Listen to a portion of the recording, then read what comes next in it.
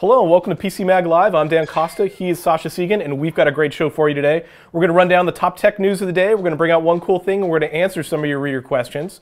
The first thing we want to get to, the biggest story of the day, shaking up the tech world, Flappy Bird is no more. What? That's right. Flappy Bird, the most popular game in the app stores. It's popular on Android, popular on the iPhone. It is no longer available in the iTunes store. The developer has taken it down. But the thing is, if you already have Flappy Bird, like I do, and I'll show you later, or if you're on a Windows phone, which I'll also show you later, you can still enjoy the infuriating charms of Flappy Bird. But the question is, why would this app, which is the #1 app, everybody's getting it, the developer is estimated to be making $50,000 a day on this app, why take it down now, right at the peak of its success, the peak of its popularity? Well, that's the great mystery. I mean, or the beak of its popularity, really. The developer, Zhang Nguyen, said on Twitter that this was interrupting his simple life. And he just seemed overwhelmed. He just seemed blown away by Flappy Bird's success. The game had been out there for more than 6 months already. It was published in May 2013, and just over the past 2 weeks, it became this massive viral hit. Nobody knows why. Seriously, I did a major Google search on this. Nobody knows why. And people are suspicious because it's, you know, with this kind of success, this kind of money, people are wondering if bots are maybe writing reviews and driving up the ranking. There's all sorts of accusations, and it's really turning up the heat on him. It sounds like too much heat.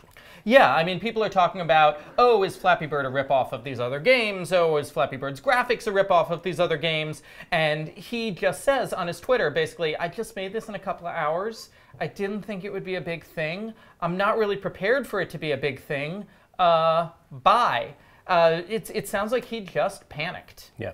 So let's talk about another piece of software that is also going away, and that is Windows XP. Microsoft posted to its site this weekend it is begging users to stop using Windows XP and is going to stop supporting Windows XP in 60 days. That's bad news for anybody that's using XP, and basically they're encouraging people to do one of two things, either upgrade to Windows 8.1 or buy a new PC running at Windows 8.1. Now, Microsoft's spreading a little bit of FUD here because it's not like XP is suddenly going to stop working in 60 days. And in fact, Microsoft Security Essentials, the free antivirus program that Microsoft gives with XP, is going to be running through July 2015. So this end of support period is really just Microsoft trying to attack the issue that XP still has 30% market share on desktops and Windows 8 only has 10%. Yeah, that's a huge, huge gap. But the thing about losing support, there's going to be no more updates, there's going to be no more patches. I mean, you don't want to stay on a dead platform for that long. The software's been out for 12 years. No, I think the bigger question is, what's wrong at Microsoft if XP is good enough for 30% of desktop users? Why is Windows 8 so weak? Why is Microsoft so unable to communicate the advantages of Windows 8? And get people to upgrade? Yeah, can you imagine Mac users using the same operating system for 12 years? I think not.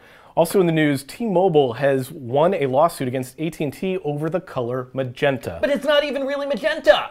This is so AT&T has a spin-off, has a company, a division that it was using. It's called what they call AO Plum, a plum-colored logo. T-Mobile sued AT&T and said that's too close to their magenta. And they're not even the same color. T-Mobile won. Well, probably in the graphics, we'll show you the two colors. There are two separate colors. The federal judge said that specifically that AT&T can't use Pantone 676C, whereas the T-Mobile magenta is actually Pantone rhodamine red. So if you put them side by side, they do look pretty different. Evidently, not in Texas. Yeah, and AT&T is willing to let this one drop, though, because AT&T just bought a smaller wireless carrier called Cricket. And this whole AO project is going to go away. AT&T is going to subsume the whole AO brand and move all those customers over to Cricket. So AT&T can afford to lose a fight over AO because AO is something they're going to throw out in a couple of months anyway. Let's throw out a reader question, shall we?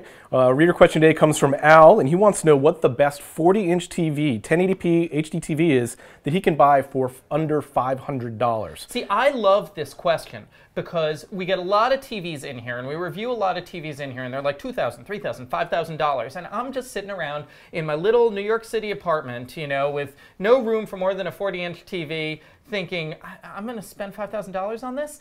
Well, it turns out there are decent $500 TVs. And if you look at our reviews, we think in terms of picture quality and value for money, the best thing you can get is a Samsung UN40 F5000. Good memory. Yep, and this isn't a smart TV. At the $500 price point, you're not really looking at smart TVs. You're just looking at good picture quality for whatever you're plugging into the HDMI inputs in the back of the TV. And Samsung is delivering that, and they're delivering that at every price point too. And I would say you get a $500 TV, and this TV is actually selling for $370. Checking the latest link on PCMag.com, you get a $370 TV, and then you buy a Chromecast for $35. You're going to get a lot of that internet support. You're going to get all of your Netflix, and you're going to get video on demand and be able to stream web pages onto your TV. So there are cheaper ways to do it. It's actually incredible value. Now, one cool thing. What did we get for one cool thing today, Sasha? I was kind of playing Flappy Bird. You were playing Flappy Bird. So we test thousands of products every day here in the lab. Today we pull one cool thing off the shelf. That thing is, of course, Flappy Bird, which the staff cannot get enough of. We've actually got our reviews of Flappy Bird going up on multiple platforms today, even though it is no longer available on iTunes. But it's basically, you can see why a lot of people are saying it's not the most original game out there. It's basically a Mario game. It's a Mario game mixed with like a basic runner. And this is me getting 0 points on Flappy Bird. On camera. Again. In front of thousands and thousands of viewers. But wait, there was one other thing I wanted to show you, which was that it may be off the iTunes and Android stores right now, but take a look at this Windows Phone. Yes, there is Flappy Bird in the Windows Phone store, but it is not by Mr. Nguyen. Yeah. So it is pirated, scammed, illegal software, which we cannot encourage you to use. However, if you do have a Windows Phone, it is available to you now. For what price? How much is it? It is free. It is free. Hey, at that price, you can't beat it. That has been PCMag Live for today. We hope you enjoyed it. Leave us comments in the comments section on YouTube or on Facebook or on Twitter, and we will answer them live on air. Thanks for tuning in.